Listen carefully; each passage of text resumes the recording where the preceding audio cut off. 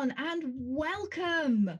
We are so thrilled to be with you again this week. Welcome to our World Anvil World Building Theme of the Month live stream. We're going live every Sunday at 8 o'clock GMT. That is, I think, 12 o'clock PST, but you can correct me in the chat, please do. Today we have a very special guest talking about our special topic of the month, which for January 2019 is social dynamics in world building. So guys, I hope you have your questions ready. If you missed our last live stream, that was with the amazing Guy Sklanders, the great GM. You can check that out on our YouTube channel. That's www.youtube.com. We'll also be answering all the questions that we can possibly fit in at the end of our discussion today, and we'll try to get through as many as we can. Obviously, please write your question in the chat, write capital letters question, and then your question so that our producers can find it and get it to us.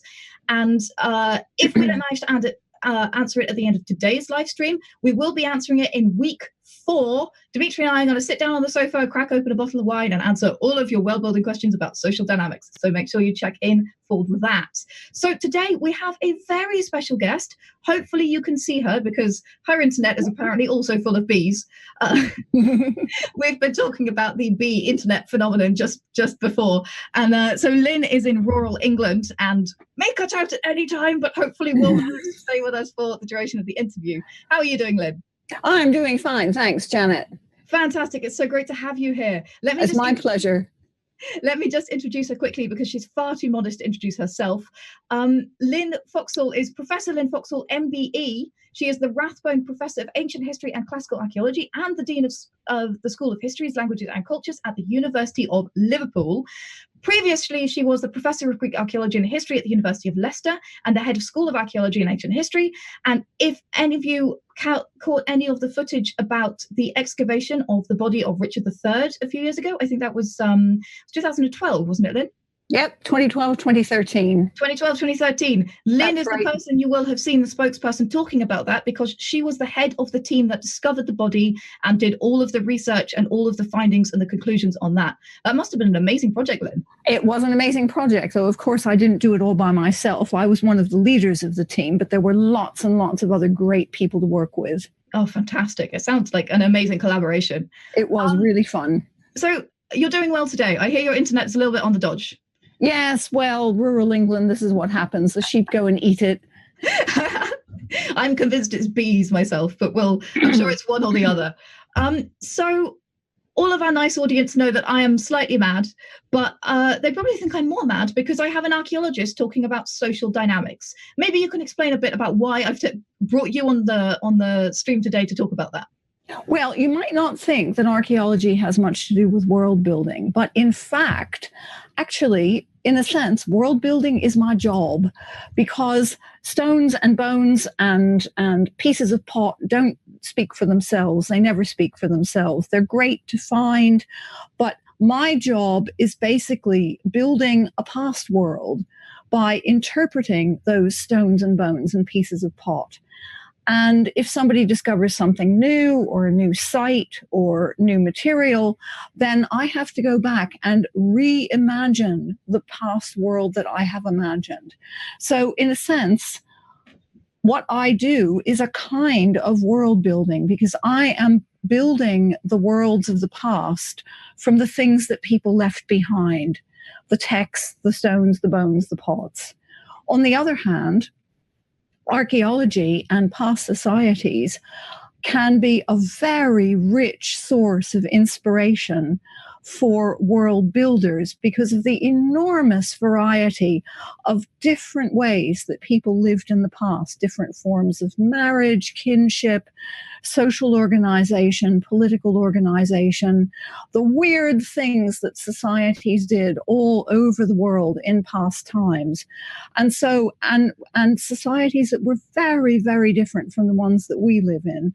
So if you're a world builder out there and you want some inspiration how really different kinds of social formations and habits and customs worked in a real society in the past, that's very helpful for trying to construct your own society where you want to make everything consistent and follow through.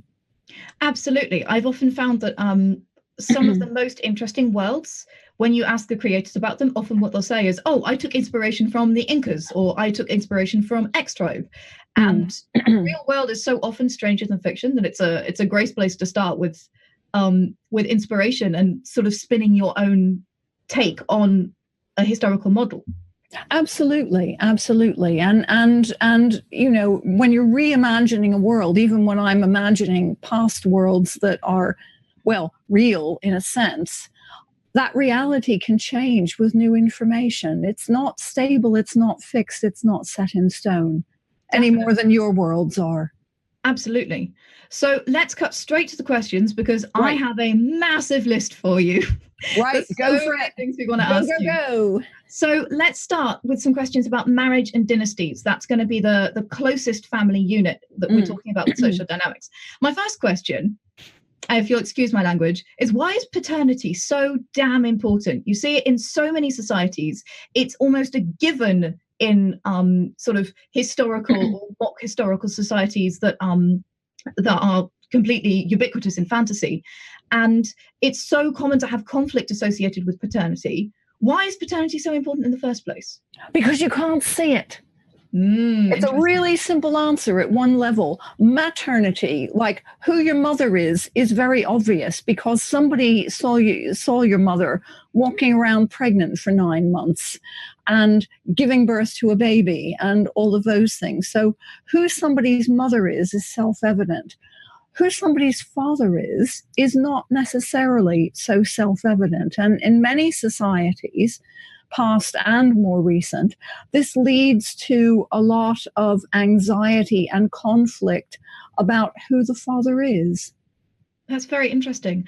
And what about in societies where there's things like ghost paternity? Oh, either ghost paternity or where the term father covers more than just what we would think of as the biological father. So, for example, in lots of African societies, you have a kind of kinship system which is what's called unilineal. So you work down through either the male line or the female line. So most modern Western societies, European societies, we're what's called bilateral kinship. So your aunt is your father's sister, but we use the term aunt also for your mother's sister. And from most people's point of view, that's the same relationship. Definitely. Well, in many African societies, that's not true.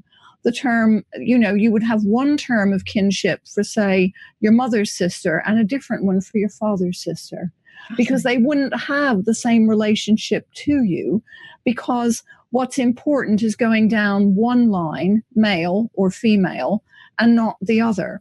Now, what this then often means is that you get what's called segmentary societies or segmentary kinship, which basically means that the people that are closest to you on the same generation or at the same degree of relatedness are the people that you have the most affiliations with.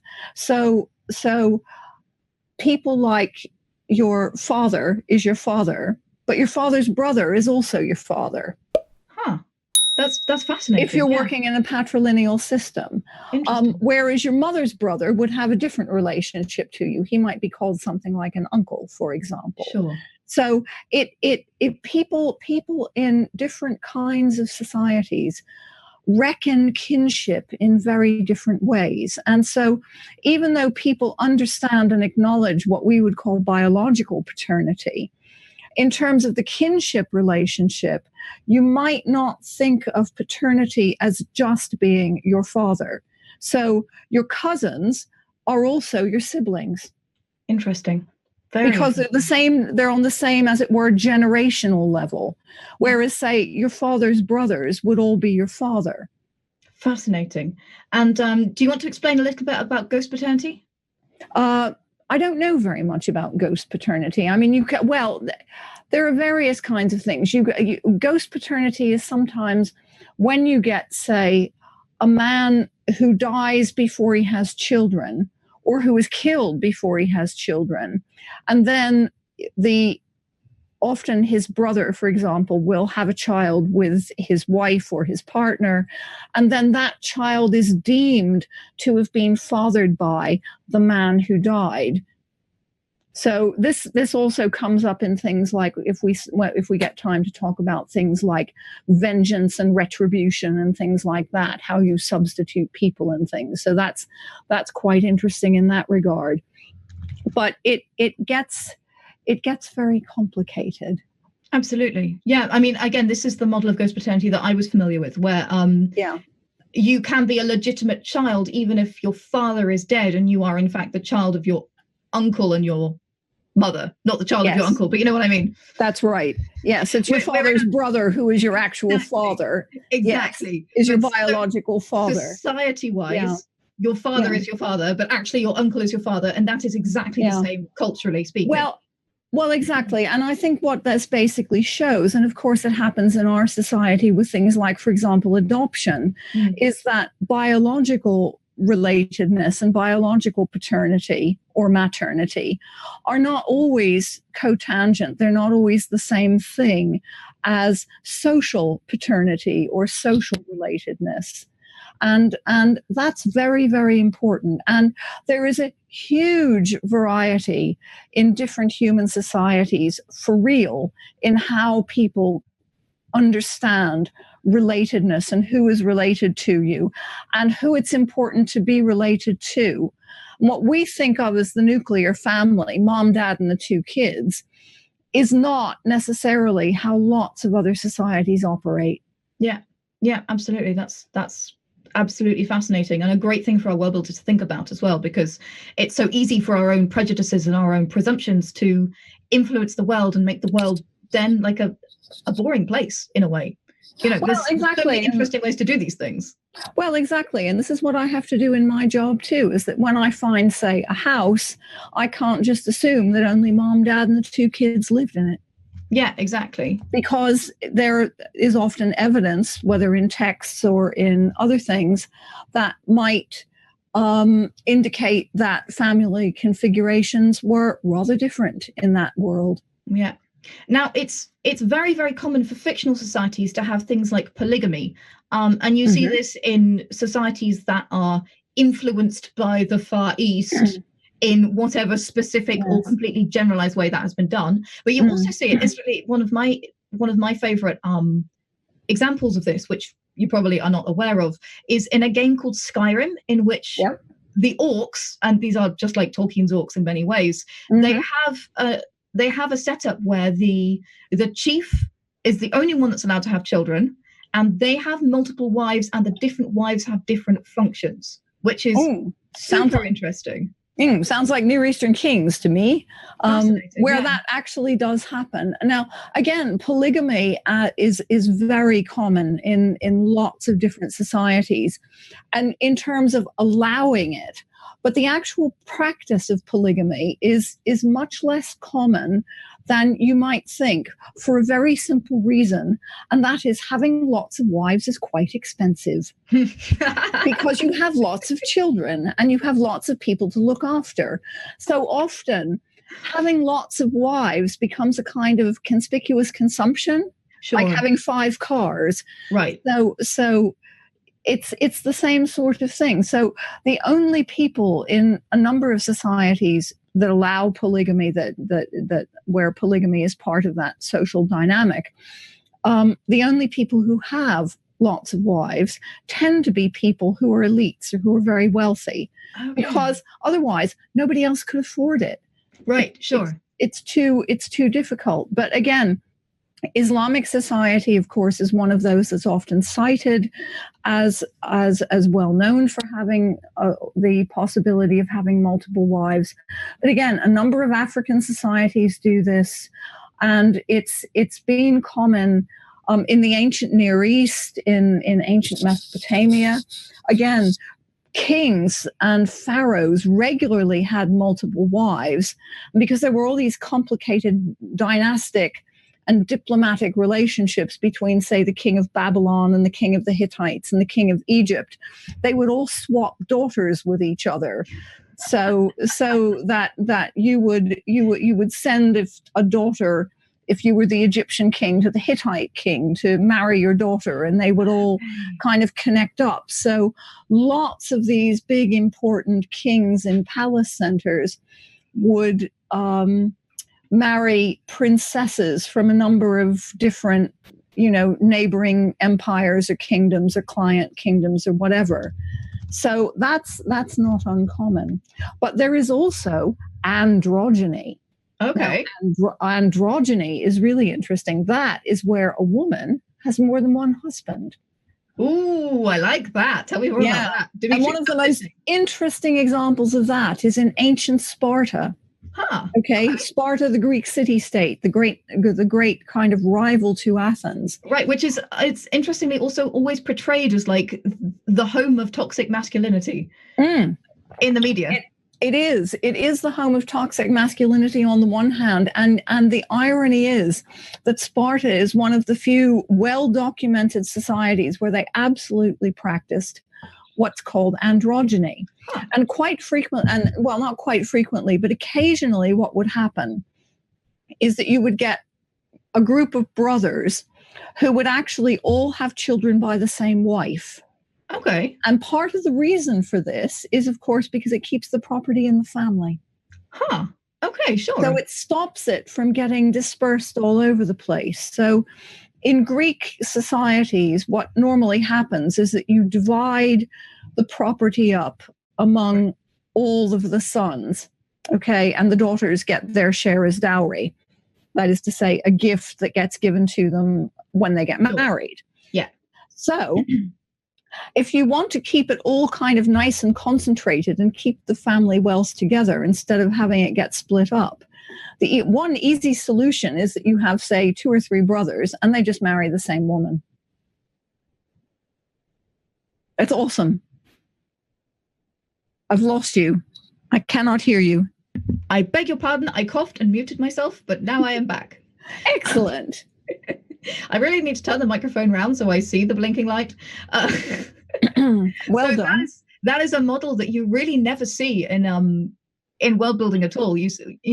Except in like matriarchal societies. Well, do read up on ancient Sparta if you want to know more about androgyny. It's a really interesting phenomenon, and it's genuinely documented and it's real. It's not just ancient writers going a bit bonkers and writing rubbish. Right. So it's quite cool. Fascinating. Yes, very cool stuff. You're going to say matriarchy.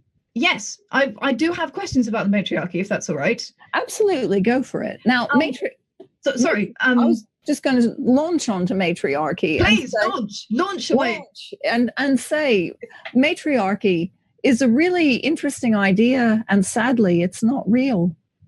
Huh, really? I know. People love to fantasize about it. Now, what is interesting is that you do get matrilineal societies, that is to say, societies where you reckon kinship through the female line, and the male line is not very important. Right. But that doesn't mean, sadly, that women have the upper hand. They can be matrilineal, but not matriarchal. Interesting. And to my knowledge, there is no society ever in the world, ancient, past, or present, that is matriarchal, where women actually run things. That's so interesting. And again, interesting. That's something that so many people like to think about, and it's fascinating that this is not actually, there's no models of this. I would like to apologize, incidentally. There's been a little bit of cat shenanigans, so now you can see my wall instead of the tapestry. I will try and fix that in the very short break that we'll be having in a few minutes. But yeah, I was just going to say on matriarchy. Matriarchy was a very popular idea invented in the 19th century. Very interesting, by a German scholar called Bachofen. And he postulated, he had this very evolutionary view of societies as going from like primitive, savages, right, to matriarchy, to patriarchy, which was the highest evolutionary form of society. Yes, quite. Needless to say, we don't believe this anymore. Right. So it's not only this as teleological, some but it's kind also upsetting. of evolutionary stage in the kind of teleology, as you say, that led to patriarchy. Most social scientists and historians and archaeologists and anthropologists do not believe this. And this got all tangled up with lots of ideas about great mother goddesses. And you do get these kind of female figurines, which may or may not have anything to do with divinity, that show up in prehistoric societies. Sure. And people just took those and ran with it in the wrong direction. Right. Sure. So to our knowledge, there really, truly are sadly no societies where women run things completely. Most societies are to some extent male dominated, but that does not mean that women do not have power and do not have agency. They exert it in different ways, and there are very powerful women in many societies, past and present, but matriarchy, sadly, is a myth of the 19th century. For now. For now. We could change that. We could change all that, couldn't we, strong ladies in the chat? But absolutely. And of course, world building is always a place to explore these kinds of concepts. So even if there's no matriarchy in real life, it's a fascinating way to explore paradigms of that. Absolutely. It's a very, very interesting thing to play with. And the wonderful book, The Power, I can't remember the author. Do you remember Naomi Alderman. That's right. Yes, Naomi Alderman's The Power is a very, very interesting example of that. She's not a world builder, technically. She's a novelist. But she took basically the real world in the not very far distant future and only changed one thing, which was basically that women could zap men with a kind of electrical current, effectively. And of course, this had the knock-on effect of changing power dynamics and gender power dynamics throughout her whole world. Sure. If you guys are very interesting novel. If you guys are interested in social dynamics of world building, that is a great novel to check out. It won a bunch of awards. It is truly fantastic. It is. But going back to social dynamics in marriage and dynasties, you mentioned earlier a little bit about inheritance. And I'm really curious, how does inheritance affect the social dynamics of marriage? Because this is something we see a lot as conflict points in stuff like Jane Austen novels. It comes up in fantasy novels, like who's going to inherit what? And the one who doesn't inherit, what do they then go off and do? Well, I think the first thing one needs to do is to remember that in virtually all societies other than the modern West, marriage is not necessarily a romantic relationship. It's a business contract between two families. Yeah. And it's a business contract that involves two people getting together to produce the next generation of people that are going to take over the property. Sure. Okay. So it's marriage is about succession, and that's where the dynastic thing comes in. Now, where it's most important is, of course, for people who have some property that needs to be left somewhere. And the more property you have, guess what? The more there is to fight over. Sure. So it's people making people to give their stuff to. Yep, exactly. It's almost as simple as that. And again, different societies have a very wide range of completely different ways of doing this. So again, sometimes property only goes down through one line, male or female. In other societies, there's a division of property, but men may get more than women. In, for example, the ancient Greek world and a lot of Mediterranean societies, which is what I mostly study, they have what's called partable inheritance. That is to say, the property of the mother and of the household is divided up in more or less in packets across the whole range of the children. Not always equally, but usually equally, say, between sons. Yeah, interesting. And I know that in some societies, there's certain things that women can inherit and certain things that men can inherit. Absolutely. Absolutely. Traditionally on the Greek islands, men inherited all the agricultural land and women inherited the houses. Interesting. Yes. So when you say get out of my house, it's not just a figure of speech. I like that. No. Women own the houses, and on lots and lots of quite a few of the Aegean islands, that was a very set pattern. On places like Paros and Andros and so forth. Dimitri will know about them.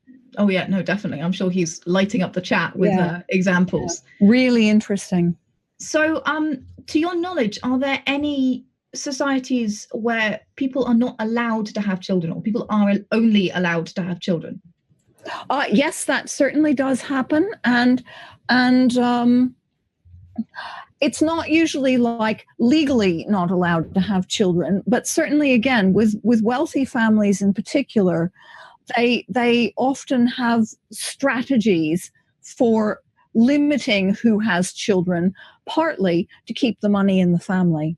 Huh, interesting. So, for example, big landowners there's a really interesting study of a big landowning family in southern Italy where they had these big farms and all sorts of interests. Now, again, with this partible inheritance system that you get in the Mediterranean, one of the difficulties with that is that the more children you have, the more it breaks up the property.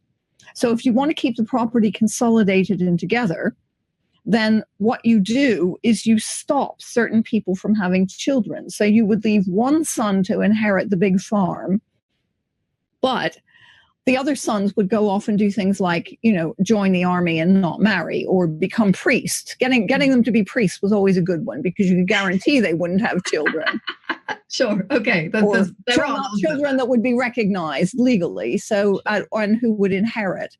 And again, with daughters, some of them, they just wouldn't let them marry, for example. And a lot of this was a very deliberate strategy to keep the property in the family. It's a different way of approaching the same problem that the ancient Spartan androgyny yeah, sure. So it's approached. Again, so what we're learning here, guys, is that inheritance actually has a huge impact on who marries, how they marry, how many of them marry, and how that all plays out, how many kids they have, all of this stuff. It's clearly, especially with the haves as opposed to the have-nots, it's about keeping the family wealth concentrated and not broken up too much, I guess. That's right, exactly. And it also is one of the ways and one of the reasons that people often marry people at their own social and economic level. So if you're going to marry a man, you don't usually marry somebody that's much richer than you, because you, the woman, or your family is going to have to bring some money into that marriage. Sure.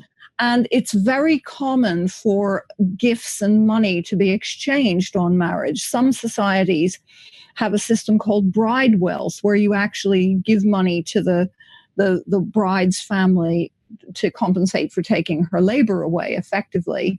Other societies, the woman goes with a dowry, which is her share of the inheritance, basically. Some societies have both.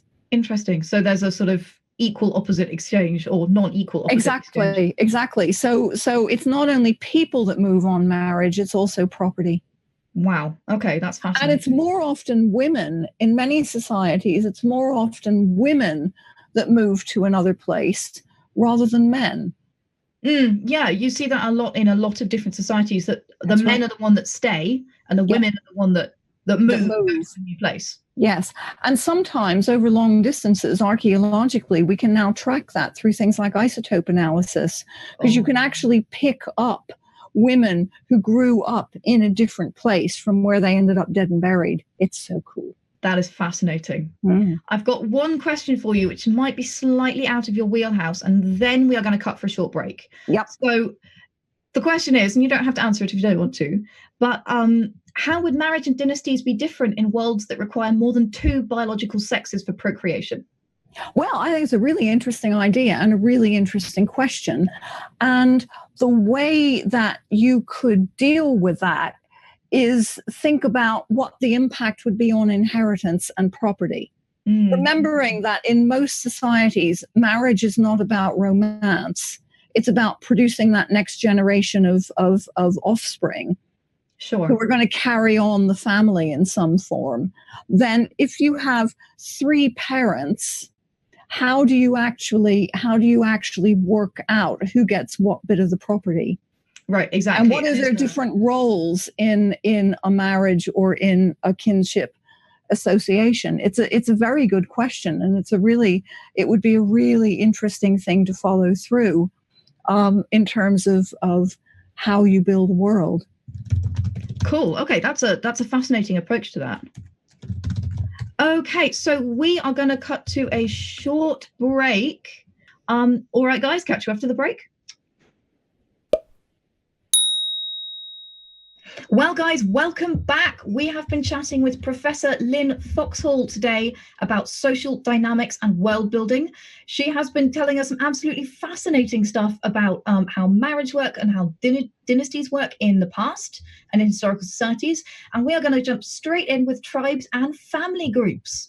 So we've touched on this already a little bit, Lin, but today we consider our nuclear family as family, but family relations can be a lot more complicated about that. So can you tell us a little bit more about that? Yes, absolutely. Again, who you consider family is incredibly variable across the world and in different societies, past and present. And of course, as you say, we consider our nuclear family our closest family, but that is not always the case. If you're in a unilineal society where your closest kin are on either your mother's or your father's side, but not necessarily both, then you might consider, say, your father's kin closer than your mother's, for example. So there are lots and lots of variations on this. And there's also people that become kin because of other kinds of relations. So, for example, again, Dimitri will know all about this, but with the Greek society, for example, there's the whole notion of God, what was often translated as godparents, the kumbaros relationship, where people are asked to sponsor you for a wedding or who are godparents to a child when they're born. And that kind of, and of course we have godparents again in many Western societies as well. Those are kinds of people who are often called fictive kin. They're not biologically related, but they are considered kin. And certainly within Greek society, traditionally, these are people who fall within the incest taboo. So you can't actually marry somebody who is, say, the son or daughter of your kumbaros. Right, and that's too close. It's a real relationship. Sure. Yeah. How does that? Sorry, go ahead. Or for example, you have co-in-laws.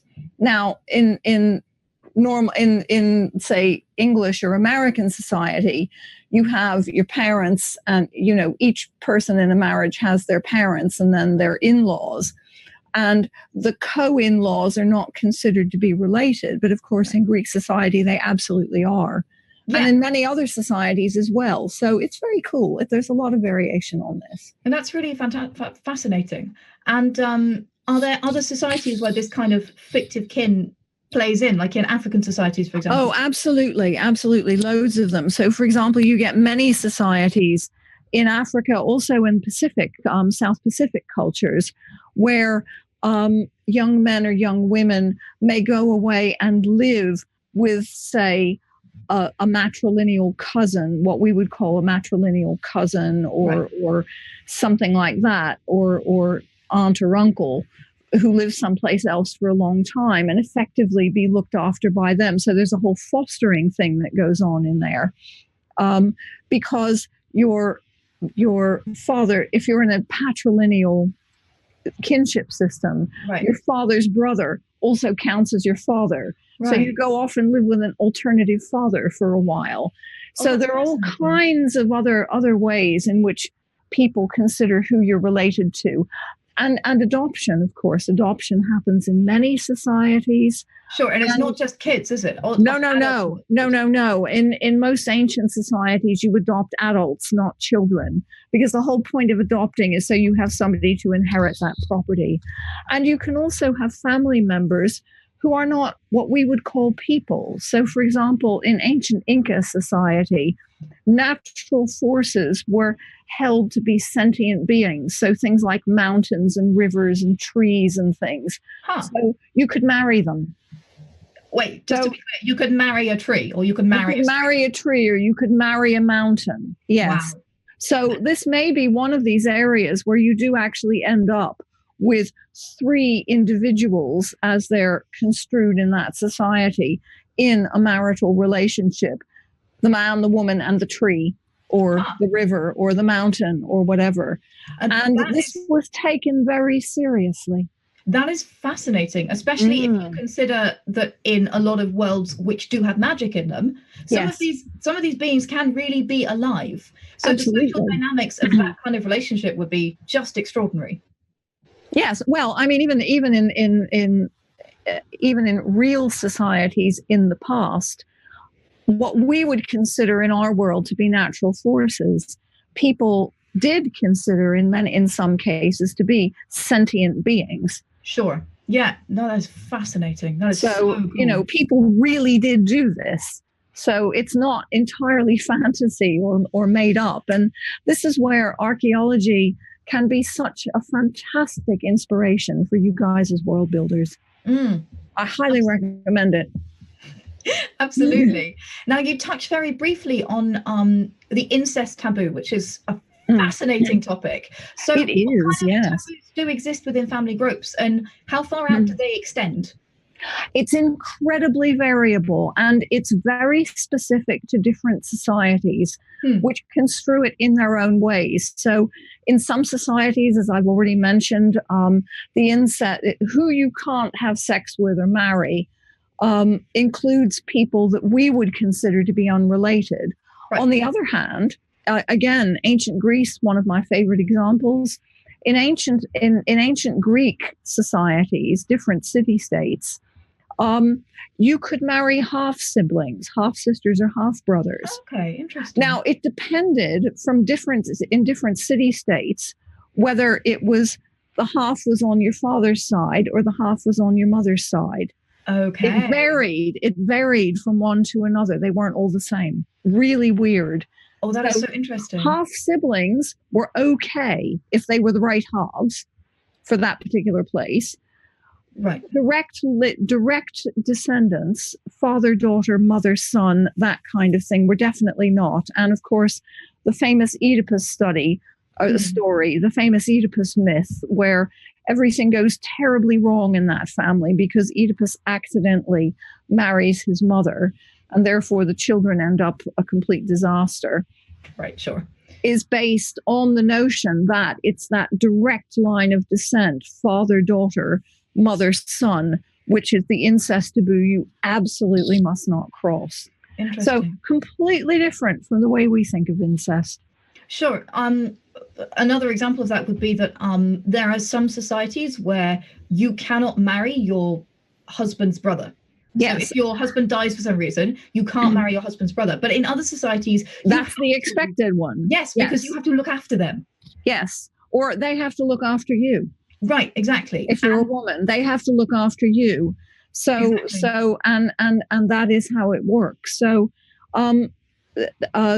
marrying a husband's brother or uncle-niece marriages, again, were very, very common in a number of ancient societies, again, especially those where you have systems of partible inheritance. Right. Because if uncles and nieces marry each other, it keeps everything in the family. Right. The family stays rich. And again, that's what we're talking about. We're talking about the family as a unit now. Yeah. So we've already touched on this briefly with marrying people in order to look after them.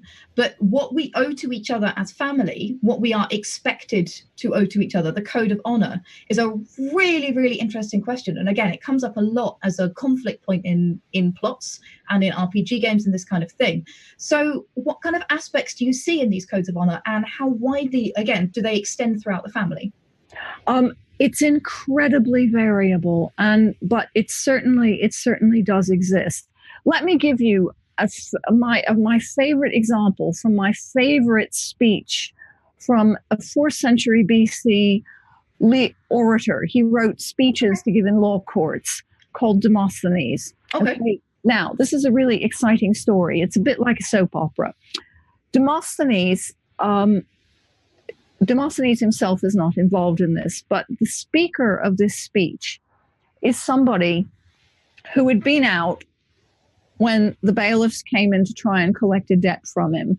And they hit upon his family having lunch and turned his house upside down and generally behaved very badly. And one of the things that they did was to injure a little old lady who lived with the family, who then died from her injuries. Now, this little old lady was rather special because she had been the nanny of the man whose house it was. Okay. And she had started life as a slave belonging to that man's father. So she'd been a slave in the family. She was set to look after the little boy, who then grew up and has a wife and family of his own.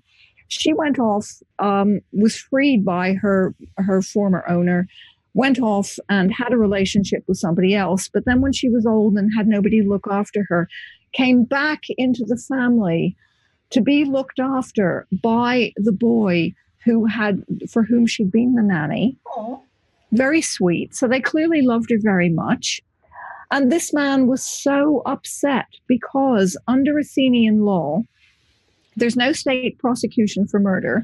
The only people who can go after murderers are closely related members of the family out to basically second, third cousins. Okay? Right. Sure. Now, because this woman was not a relative, she wasn't a blood relative, she was an ex-slave, she was a dear member of the family in social terms, but he could not seek vengeance for her because she was not related within the right degree. She wasn't related at all. And all that he could do was go out into the marketplace and bang his staff on the ground and ask for vengeance from the gods. Isn't that interesting? It's fascinating. What a sad story. I have know. a follow-up question about that story, actually. Yeah. Which is, it's an amazing story. And actually, guys, if you're looking at a way to showcase the law of your world, things like that, paradigms like that, or what am I trying to say? Like little flash fiction excerpts like that, or anecdotes like that, are a great way to explain the impact of your world laws in a first-person personal way. So take that on board, guys. That's world building gold right there. If the lady had been a slave, would he have been allowed to seek vengeance for her? No. Well, actually, no, that's not true. Yes, he would if she were a slave, but not because of her status as a person, but because of her status as property. That's what I wondered. Yeah, because she was then, she would then be considered a possession of the, so it would be more akin to vandalism than murder, in a way. That's right. Exactly. He would have done it under, as it were, basically a different legal heading, but that's how he would have done it. Wow, the irony because she wasn't a slave and she wasn't a relative, legally he wasn't entitled to go after the murderer for murder.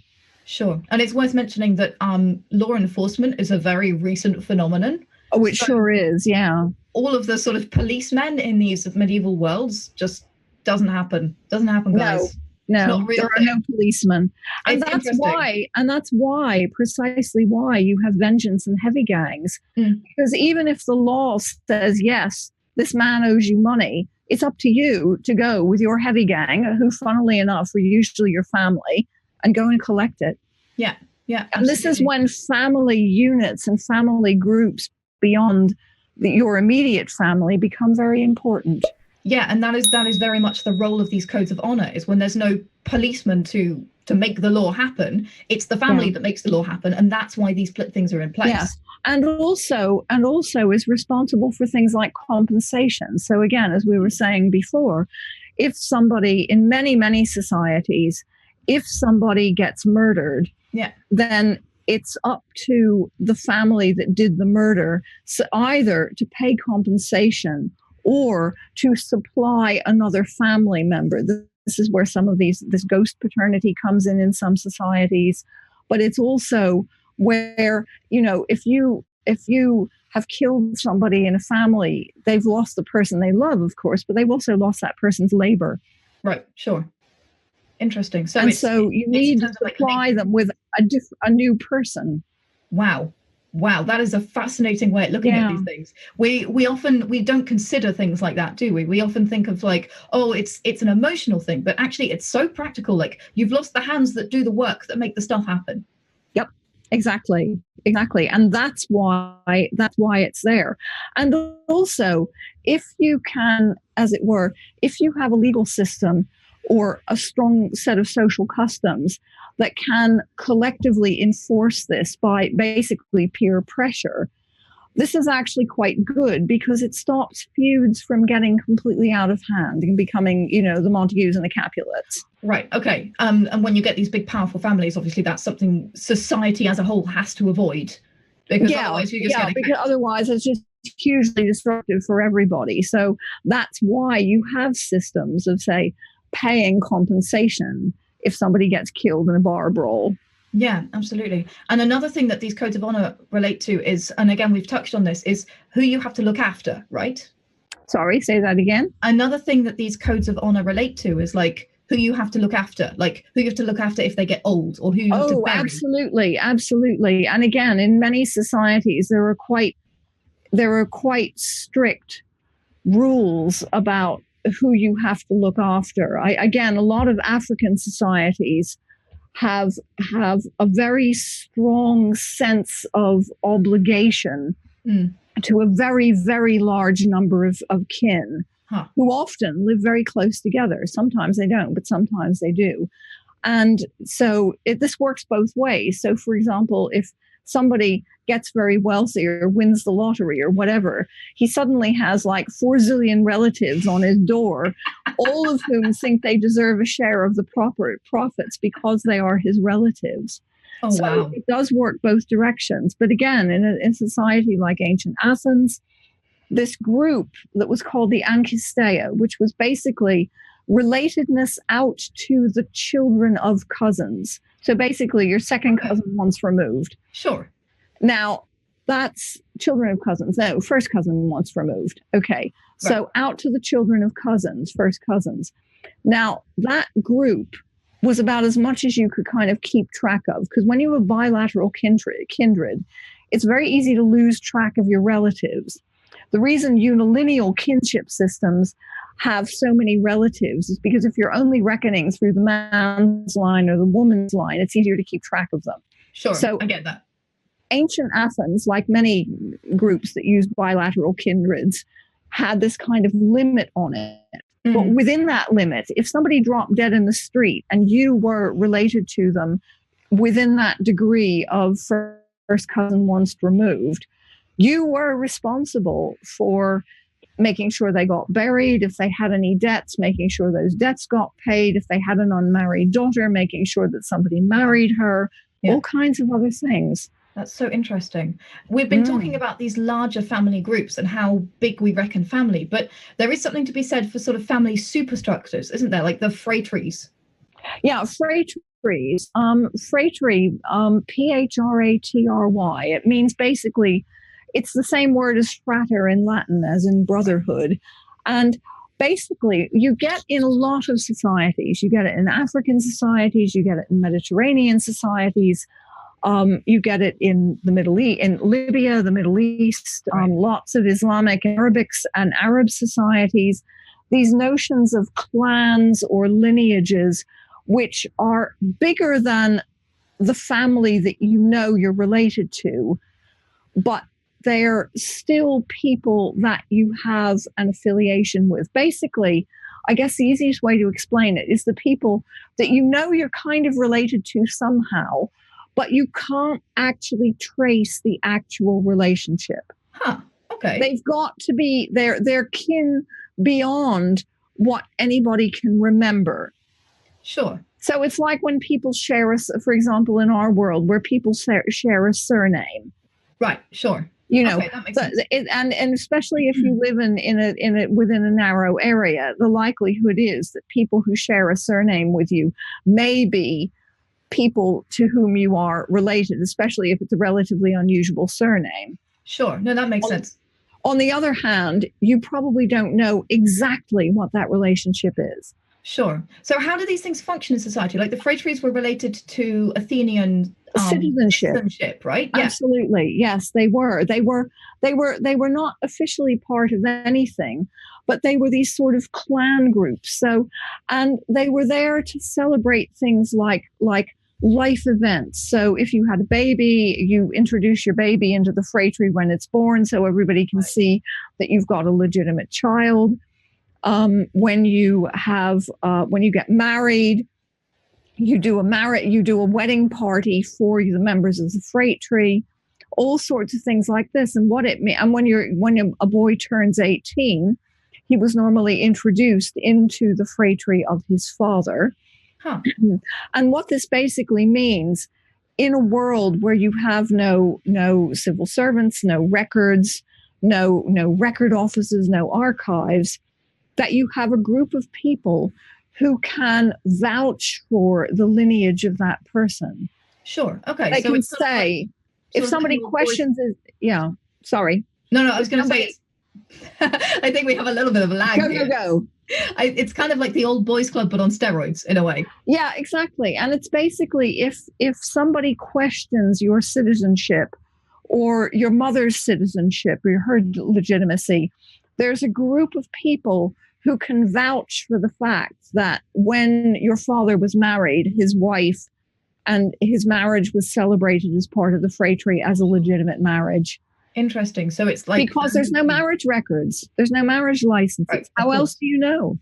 50 years down the line, who knows?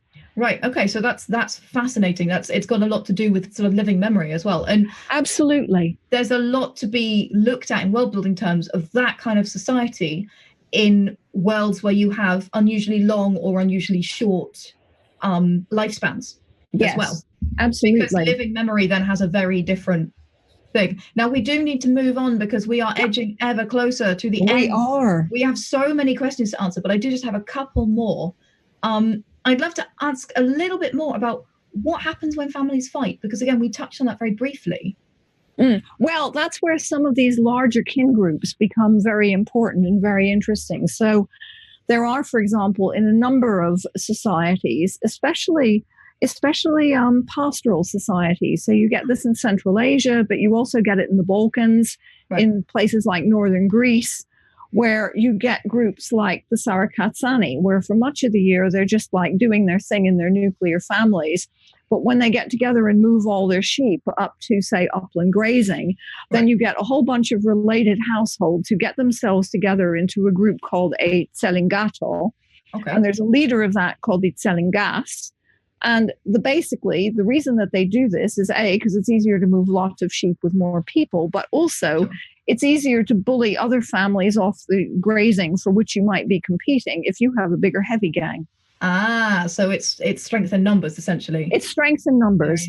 And if there are situations as part of, say, your annual agricultural cycle or whatever, where you need bigger groups of people, then these groups of related households can become very important. So there's a group like that called the Zadruga, which exists elsewhere in the Balkans. Very cool. The same idea. And you get these things popping up all over the place. Fascinating. Yeah, okay. Very cool. Again, we just have a couple of minutes before we need to take our user questions, but I want to ask about, because we've addressed the small family unit and the wider family unit, I want to talk about societies and cultures as a whole, which is, of course, a very, very big topic, and there'll be lots of generalizations here.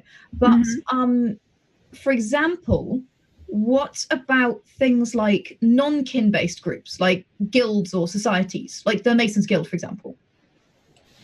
Yeah, you get those. And again, in ancient societies, they often revolve around things like cults or temples. So, for example, and you often get them around sort of ethnic things. So a society like Rome or Athens, these are big cosmopolitan cities. And so all the Thracians who lived in Athens had a special goddess and a special cult that they themselves would, and a special temple where they would all get together and have special Thracian parties. Interesting. So that was very much religious religious focus? Well, it is, but it's like it's religious, but it's also social. Are these like secret societies? Do we see things like that in history? You do. Not as often as you might think, but they certainly do exist. In some areas, people, of course, are always paranoid about them, and you get groups, political groups sometimes, and things like that. So you don't have political parties, but you do have like political factions, for example. Interesting, yeah. Okay, fascinating. And often they can be focused around things like religion and shamanism as well. You see that quite a lot, don't you? Yep, you can get them. You can get them. You can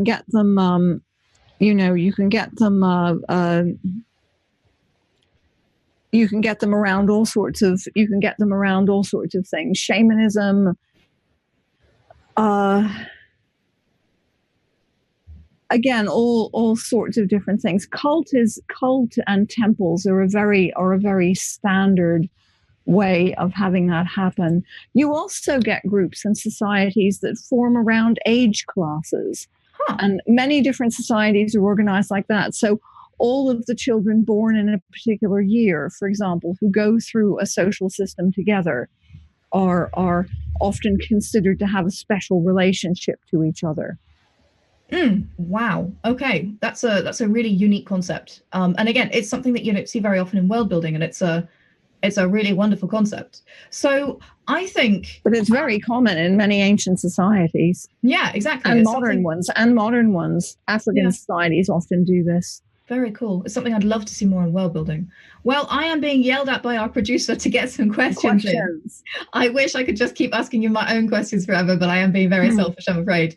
So let's find some user questions. We've had some great ones. So here's a great one from Carillion. How do we see the stories of past fallen civilizations entering into the mythology of later civilizations? In what ways do those stories get altered? Ooh, reception history. I love this. Go. Talk to us about that, Lynn. Yeah, that's a really interesting one. And again, the world that I work in, the world of ancient Greece, is a very interesting example, because one very good example of that is Homeric epic. The stories of the Iliad and the Odyssey and the Trojan War, and a world of what was seen by later Greeks as heroes. Right. But some of that story and the way that world is kind of construed is clearly a lot about what is partly based on palace civilizations of the late Bronze Age. Now, it's not entirely based on that, because by 700 BC, when those epics were written down, there weren't any palace-based civilizations anymore, and people didn't know about them. But there were stories about them which still had some elements of those palatial type civilizations in them, although very much changed and altered from what they had originally been like. The people who had been kings in the Bronze Age became heroes in Homeric epic. That is so interesting. Is there a culture you can give us a concrete example of as a culture who practiced marriage to natural forces for further research? This is a question from Yes Little Hummingbird. Yes, there is, and that is the Inca. The Inca did that. It's really cool. So cool. You could things like mountains and rivers and special trees and various bits of what we would think of as the environment were actually considered to be sentient beings, and they could be active participants in relationships, so you could marry them. Wow. Okay. So that's potentially a very interesting example of how you could have three parties in a marriage: a man, a woman, and a tree, or a mountain, or a river, or whatever. Plus, it gives a whole different concept to the term wet brother-in-law, I guess. Absolutely. I've got one more question here. This is a slightly wacky one from Karamid. Are there historical precedents where animals were adopted as children? And if there are, were humans... so were there also humans that saw these animals as wives or husbands? This is the question there. Not legitimately, no. Bestiality is definitely something that crops up throughout history. It does crop up, but people don't want to do it. I mean, the most interesting myth of this is of course the Minotaur, who was the child of a mythical Cretan king from back in the Bronze Age or whatever. King Minos, right?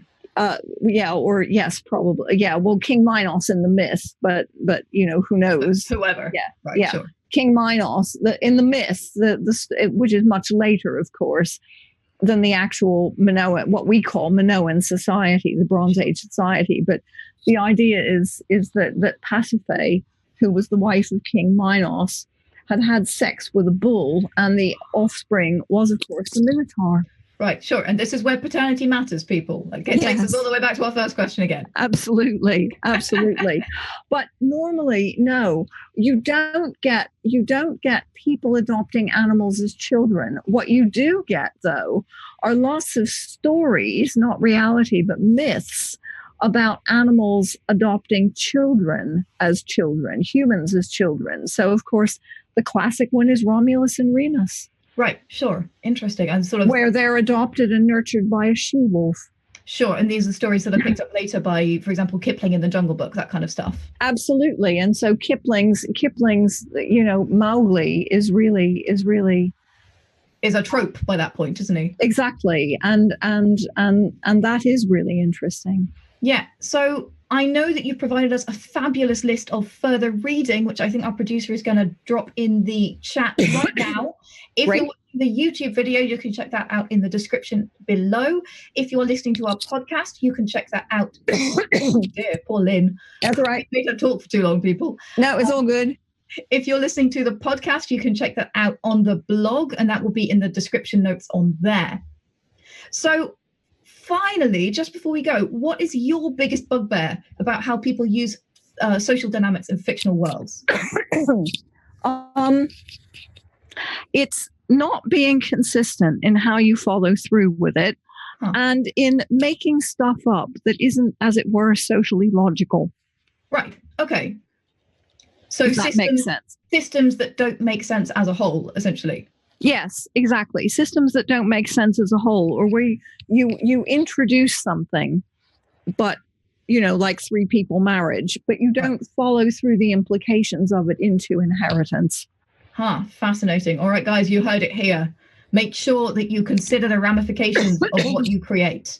All right. Well, that's pretty much all we have time for today. I would like to thank absolutely everyone who has been here today. You've all been wonderful. The chat has been on fire, and I'm glad that there's been so many interesting things that have been picked up there. If you have submitted a question, but you have not had the answer to it, do not worry.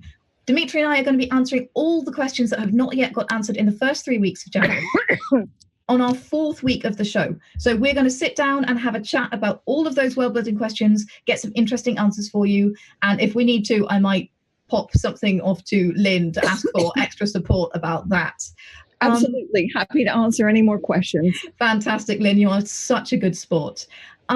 So all that remains really is to thank our absolutely exceptional supporters who have just been on fire today. We have had bits from Basic Dragon and Delian. Thank you so much, guys, for all of your support.